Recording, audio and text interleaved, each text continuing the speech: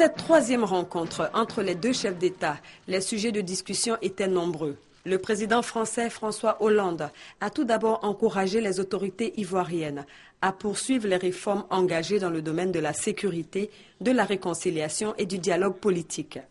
Le président Alassane Ouattara a fait le point des avancées obtenues, 2 ans, jour pour jour, après la chute de Laurent Gbagbo. La page est tournée. Le pays est en plein chantier, un boom économique sans précédent, près de 10% de croissance l'année dernière. Cette année, ce sera la même chose. Croissance à 2 chiffres à partir de 2014. Taux d'inflation, moins de 2%. Déficit budgétaire de 3%, et ainsi de suite. C'est un pays qui est en plein chantier, des emplois se créent tous les jours. C'est une opportunité, c'est un train qu'il ne faut pas manquer. Nous continuerons de faciliter le retour de ceux qui veulent rentrer. Même s'ils ont des choses à se reprocher, même s'il y a des mandats d'arrêt contre eux, ils seront accueillis et après, ils partiront devant la justice. Nous continuerons de renforcer la sécurisation de l'Ouest.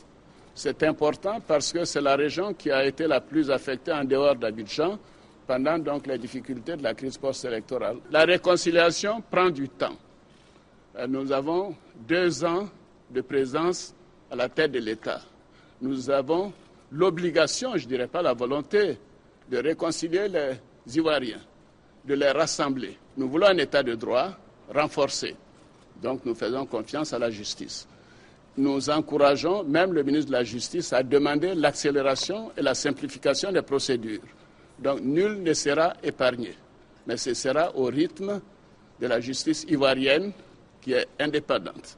Nous n'avons pas de justice des vainqueurs, nous n'avons pas de justice des vaincus.